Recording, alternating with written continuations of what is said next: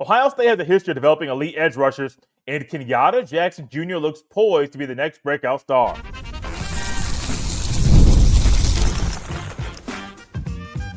You are Locked On Buckeyes, your daily podcast on the Ohio State Buckeyes. Part of the Locked On Podcast Network, your team every day. Welcome in, Buckeye fans, to your hump day edition of Locked On Buckeyes, which is your daily Ohio State podcast.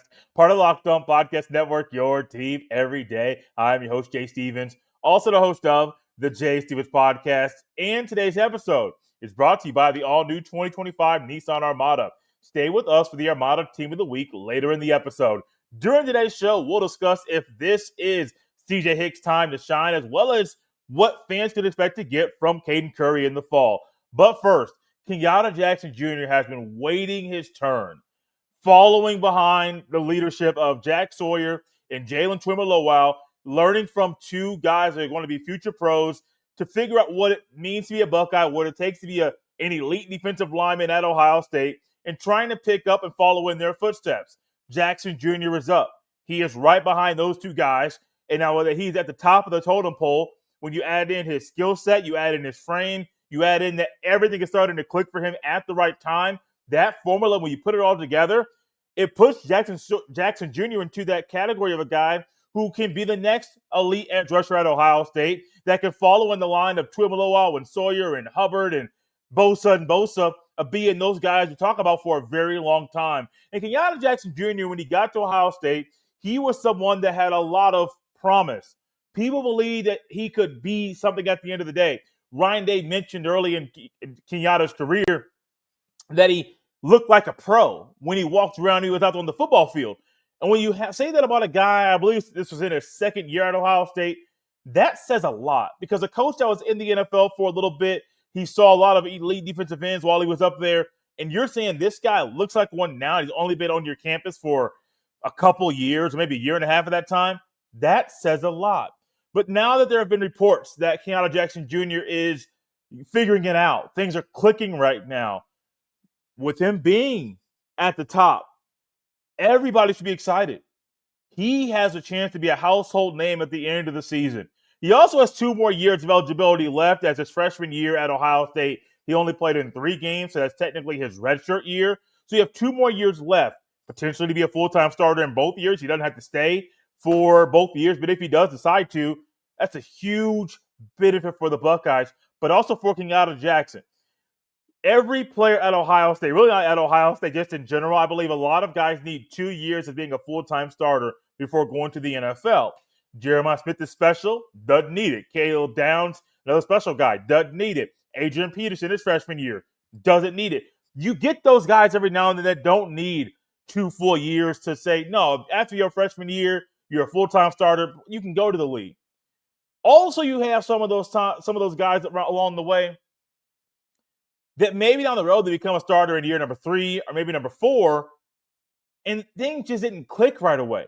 They still need a couple years to be a full-time starter for most guys in college football, but also when things start to click, you're thinking he's held back by the depth chart, by the depth in the leadership in the room, not because of his capabilities of being a player. He showed promise, and there were numerous times this past year you're thinking, man, if he was a starter, we'd be able to get a whole bigger picture, and he would be playing a whole lot better because he knows he's not just getting a few plays and going off for a series here and then going off for the next 2 or 3. No, he's out there, first down, second down, third down. Oh, unfortunately, don't get it on third down.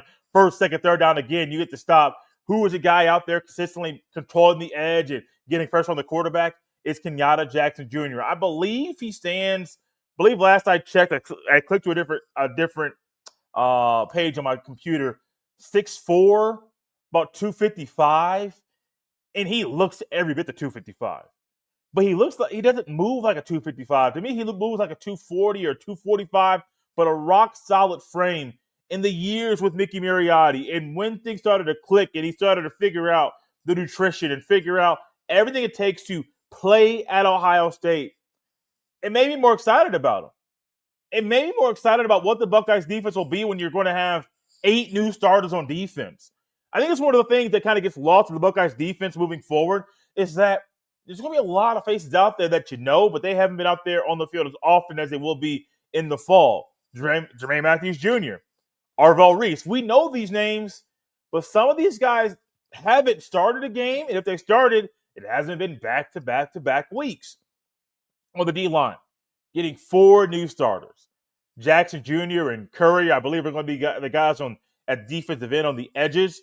You're going to have Cade McDonald and Edric Houston on the interior. If the Buckeyes do happen to go to a 3-down look, I think Edric Houston stays on the field. Cade McDonald stays on the field. Caden Curry probably goes off, and you leave Jackson Jr. on the other side. Well, don't forget you got Logan George, too. This unit is built to do different things. I think even more so built to be more multiple on the defensive front than a year ago, because you're not taking Jackson, Tuimoloau, and Sawyer, and Hamilton, and Williams off the field. No. Those are 4 pros that have played a lot of ball together, that have progressed together. They have grown together. You're not taking those guys off the field. All 4 of those guys are probably going to get drafted too. They all went to the combine, and it wouldn't shock me if you have 2 going day 2, 1 going day 1, and then the other going day 3. Probably Williams gets drafted first, and then Sawyer and Tuimoloau, and one of the 2, and not trying to pick the order, but those will be the day 2 guys. Ty Hamilton might go 4th or 5th round, make a lot of money, follow in his brother's footsteps, and go to the National Football League and make a name for himself.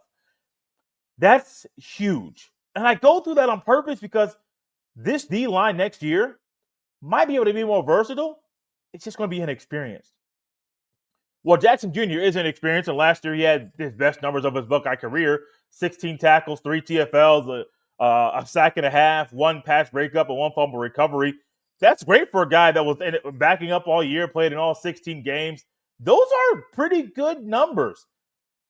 But think about what it will be when he's a full-time starter and he's playing the same amount of 16 games, maybe 17 games next year, depending on the Buckeyes' playoff seeding and things of that nature. Let's just say it is a 16 or 17 game season for him. Could he be a 10-sack guy next year? I think so. That would also result in 10-plus tackles for loss. I think so. You can add to the pass breakup number. I think you could add to the forced fumble number. I think all those things are true because Jackson Jr., it's going to be very hard for opposing tackles to deal with his length, his leverage, his speed, his quickness. It's going to be hard for those guys to deal with that. And when you think about from his standpoint, when he's coming in after Tuimoloau and Sawyer, and even before them, there was Zach Harrison and Jonathan Cooper. While they weren't on the same level as Tuimoloau, some of the guys aren't on the same level as Tuimoloau and Sawyer, they're still really good defensive ends. Jonathan Cooper was a block O. So while he may not be the elite category defensive end, he's a well-respected individual in the room, in the Woody Hayes Athletic Center. And I think for Jackson Jr., he's going to watch some of these guys and say, oh, I can learn from him. I can learn from that guy. Same thing, Chase Young. Go before that. You can go Bosa brothers, Nick and Joey. You can go Sam Hubbard. You can go down the list all the way through Ohio State history. I'm just going through the most recent ones that popped into my head quickly to discuss what Jackson Jr. is following and the kind of athlete that he is. He might be more Sam Hubbard. There's nothing wrong with that. Do I see a Nick or Joey Bosa in him? Not now. That doesn't mean it's not possible. Do I see a Chase Young? No, Chase Young's a freak of nature with his athleticism. I don't see that with Kenyatta Jackson Jr., but he could also have 10-plus sacks next year. I think that's a possibility. So for Jackson Jr., he's following in 2 Buckeye legends' footsteps, but also there's a lot of other Buckeye players in the long lineage of Buckeye great edge rushers, and Jackson Jr. is trying to be the next guy in that long list of guys that have stamped their name in Buckeye history. There's another guy that plays on the edge that's trying to stamp his name in Buckeye history as well. His name is Caden Curry. The Armada Team of the Week is brought to you by our friends at Nissan and the all-new 2025 Nissan Armada. Each week, our Locked On College Basketball experts are picking one team that stands apart. From top-seeded stars to the unexpected upsets, these guys showcase the strength and sheer power needed to push their team forward. This week's Armada and clear-cut Team of the Week are the Houston Cougars. Since joining the Big 12 last season, the Cougars have gone a combined 33-4 in conference games, winning the regular season title by multiple games both years. there is no team in college basketball that more capably embodies the rugged armada than Kelvin Sampson's squad. Houston's tenacious defense leads the nation in fewest points allowed per game for the second straight season. When it comes to the Nissan Armada, they say go forth and conquer. And that's exactly what the Houston Cougars have done here. It's clear that our team of the week is out here ready to conquer the road ahead with confidence, just like you can in the all-new Nissan Armada or any of Nissan's outstanding vehicles. Take the Nissan Armada, Rogue, or Pathfinder and go find your next big adventure. Shop NissanUSA.com. Thank y'all for tapping Locked On Buckeyes and making this show your first listen of the day. Well, Kenyatta Jackson Jr. is one of the guys that is replacing the big shoes of Jack Sawyer and Jalen Tuimoloau. Caden Curry is right there along with him. Both came into Ohio State in 2022. They have both played a lot of football over the past few years, and these two guys together, I think, can be a duo that makes a lot of noise this year, and Big Ten opponents might fear going up against both of these guys in the fall. Jackson Jr. has the length. Jackson Jr. has a frame. He has a lot of things that I believe make him a great asset and a great player in the Buckeyes for the Buckeyes in the fall. Caden Curry is the same way. Caden Curry's been a gamer. He is someone that has been a special teams guy for a few years, and he is someone that's kind of a person that believes that he'll do whatever it takes. Coach, you need me here? I'm good. Coach, you need me there? I'm good. Wherever you need me, Coach, I'm going to be there. I'm going to be that kind of guy. Kind of the Swiss Army knife. And I think his Swiss Army knife ability when he's out on the football field is going to be huge for Ohio State. About 6'3", about 255, 260. He is one of those guys that is making plays whenever he's on the field. Even during Caleb Downs' punt return for a touchdown against Indiana, who was one of the guys I thought they're blocking and being a lead blocker for Caleb Downs? Caden Curry. Kind of paving the way, and he was kind of that last guy, one of the last few guys there. Hey, if somebody comes behind me and they try to run a 4.3 40 when they normally run a 4.5, well, I'm going to be right there to hit them down there and just say, nah, get out my way. I'm going to clear the path for my guy number 2 to go ahead and skirt and move on in that end zone. Caden Curry is going to be a guy that I think we're going to be looking at and thinking, oh, he's going to be a household name too. Normally, you may think at a school like Ohio State, any school in general, not just Ohio State, you probably have a chance to make one defensive end or one defensive tackle a household name. Possible you could get both. This past year at Ohio State, how many people around the country know Jack Sawyer and Tuimoloau and knew both their names before this year because of the way they played in 2023 or in 2022? So many people. Think back to a couple years ago. On the road in Happy Valley, I believe would have been the 2022 season. Tuimoloau had his hand in all 4 turnovers the Buckeyes defense had. One of them was a pick 6. Ran into the end zone, put that thing down late in the fourth quarter, kind of icing the game, put that ball down, and then walked off like he was the man because he is. What happened? For about the next week, maybe a week and a half, people were talking about that play and talking about his athleticism and saying, oh, man, he's the next one. Even a couple years later, people still marvel at the way he played that day and say, oh, man, this is a guy that an NFL team is going to get here soon. For Jack Sawyer, people knew him, the ultimate Buckeye, one of those guys that was one of Ryan Day's first commits when Ryan Day got promoted. All of a sudden against Texas, as Ryan Day said it so well, the ball bounced his way. There's so many times the ball doesn't bounce Ohio State's way, but this time it bounced Ohio State's way. Next thing you know, Jack Sawyer scooped that thing up, ran 83 yards down the sideline, and went to the end zone for a touchdown. And everybody around the country saw that play. It was one of the highest viewed playoff games all during the CFP this year. And Jack Sawyer is both a household name. So it's possible that both guys can be household names at the end of the season. Now, when it comes to being a household name, that's great. That's a good thing to talk about. But what does it take to be a household name? Well, for Kenyatta Jackson Jr. and Caden Curry, but Caden Curry specifically, be consistent. Kind of continue the alliteration with your name. Caden, the consistent Curry. I don't know, man. I'm trying to alliterate. Got to put a T in there for you. But you get it. Be consistent. Keep that same level of play. Keep that same energy you've always had when you're out on the field, and continue that path. One thing about Caden Curry, about him that I enjoyed about watching him play for the past, oh my goodness, 5 or 6 years. I think I saw him first play his sophomore year at Center Grove. He was the same player. Versatile, could play inside, could play outside. One of the biggest games of his career, I saw him line up play basically nose tackle, and made the opposing offensive line struggle all game. Ended up making the game-winning sack in the fourth quarter. It was a cold, cold night. I think it may have been in 2020. Limited fans were allowed in that game, and I remember Steve Wiltfong was on the field. Back then, he was at 247 Sports.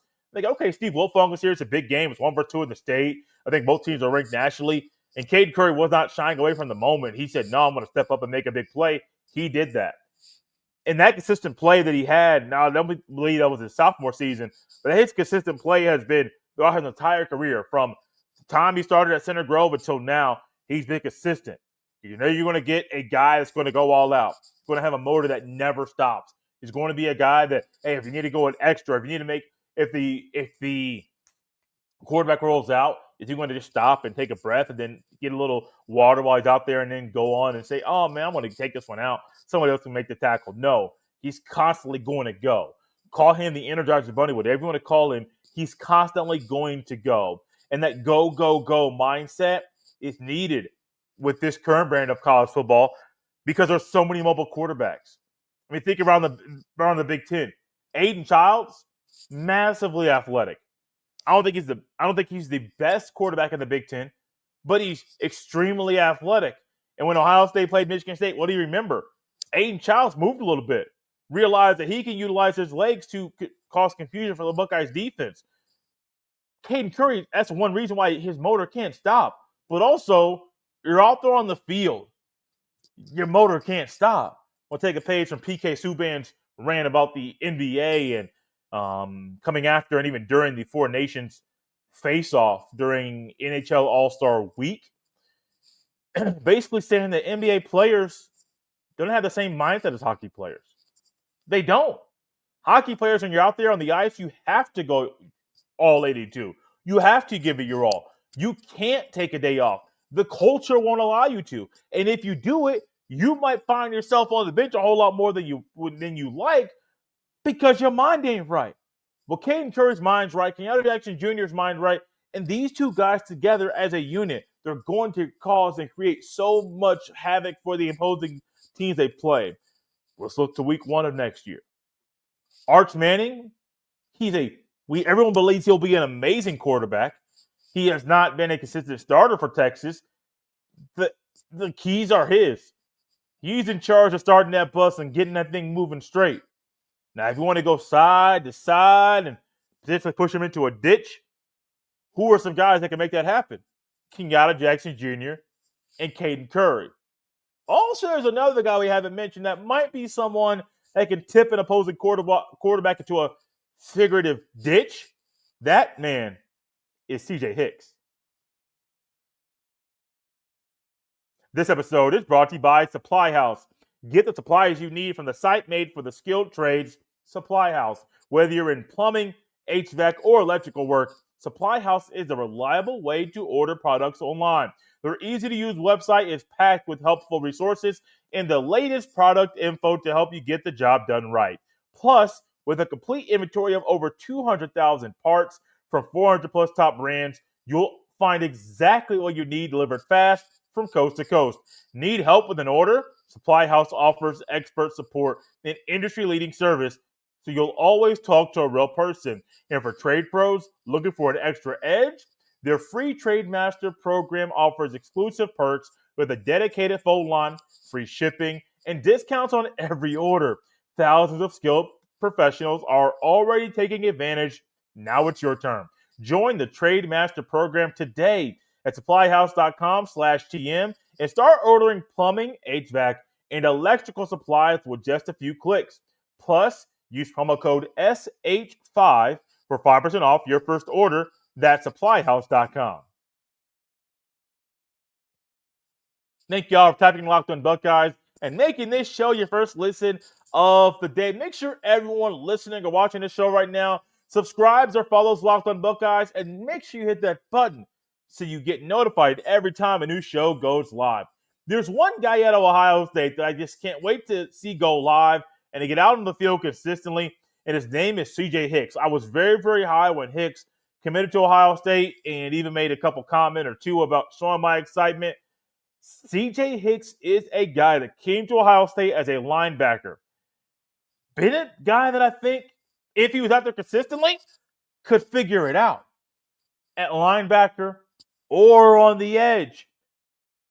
By this point in his career, the overall belief is that his best position on the field is on the edge, not at linebacker. With Arvell Reese and Sonny Styles being the top two linebackers at Ohio State in 2025, it's going to be very, very hard for Hicks to jump one of those two guys. I'm not saying it's not possible. It will be very, very hard. But for this being Hicks' final year he could play at Ohio State, as he's played more than 4 games in every year he's been in Columbus, this is the year to put him in the right spot to allow him to be successful. And while Matt Patricia comes in and you may see some more multiple looks by the Buckeyes defense, a 4-2-5, maybe a 4-3, maybe a 3-3-5, maybe a 3-4, whatever the case may be, if you get that out front and you need an extra outside backer, and it's a guy that can be a consistent pass rusher, that is CJ Hicks. Now, Ohio State has some other guys that might be able to fill that role. One of them could have been Mitchell Melton. He's gone. Joshua Mickens, I don't think it's his time yet to go out there and be thrust into that role if Ohio State decides to go multiple. And I think they're going to. That's where CJ Hicks comes in. By the numbers this past year, not going to go to his career numbers, just this past year, 22 tackles, 2 tackles for loss, 2 sacks, and 1 pass breakup. Pretty good numbers for guys who played 15 games in a backup role. Now, if you play 16 games or 17 games in a starting role, and it's a starting role meaning you're the edge rusher, you're kind of that guy that comes on the outside and just goes, I think his speed, his frame, the ability to know how to be a little bit bendier than some other guys, that is going to be something Larry Johnson and James Laurinaitis are going to want to tap into every time, as often as they can. Ultimately, it's up to Matt Patricia. I'm not here to tell you what Matt Patricia will or won't do. I think Matt Patricia is going to figure things out with this young man and figure out the best place to put him.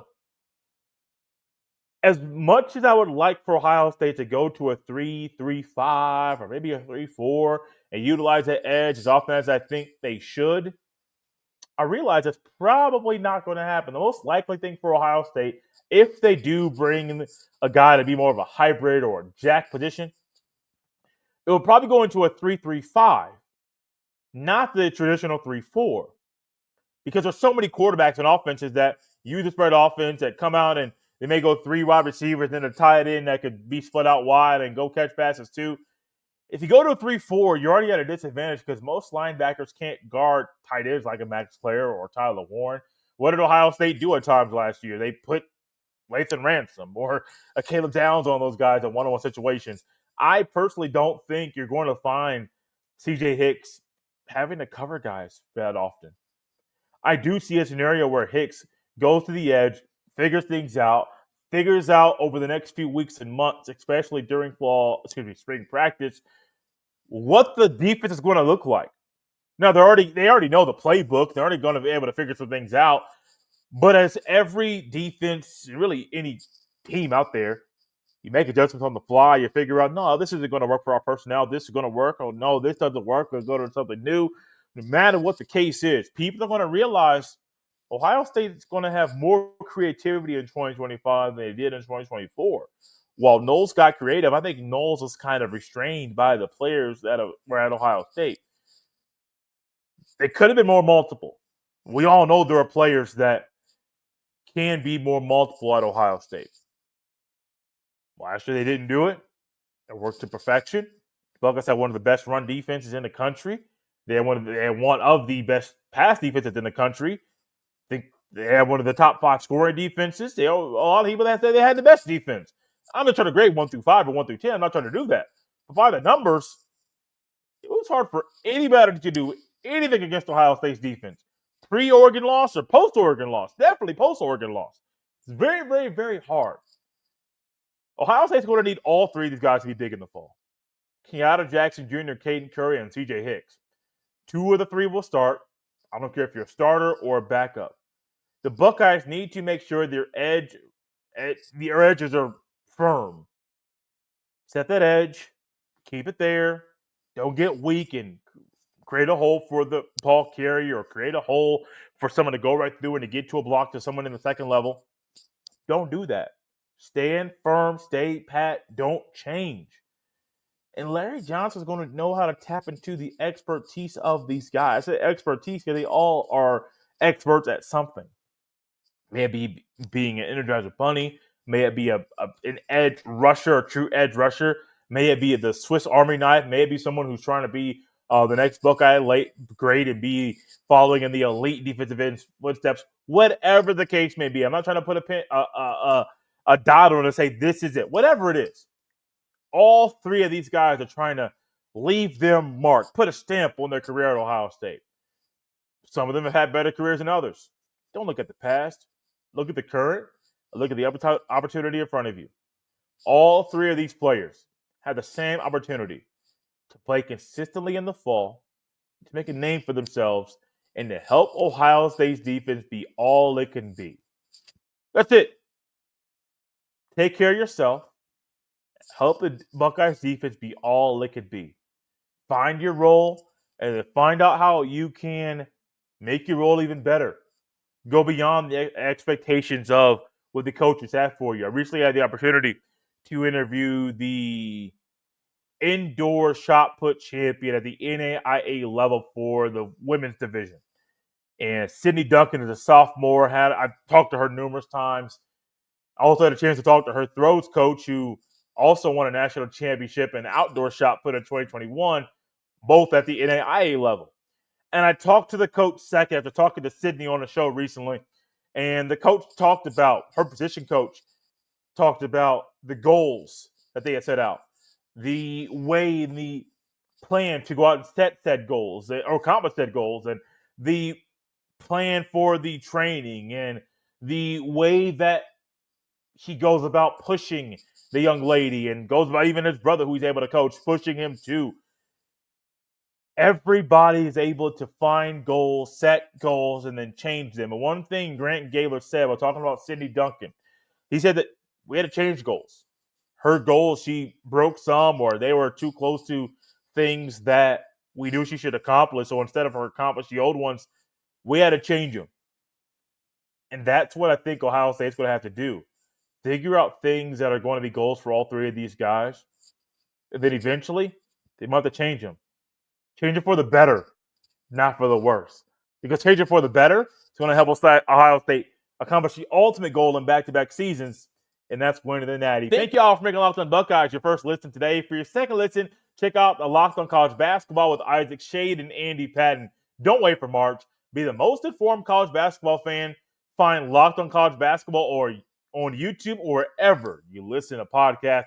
You can follow me on any social media platform at jstevens07. Send every email to jstevens317@gmail.com. This has been Locked On Buckeyes right here on a hump day. We'll see you next time.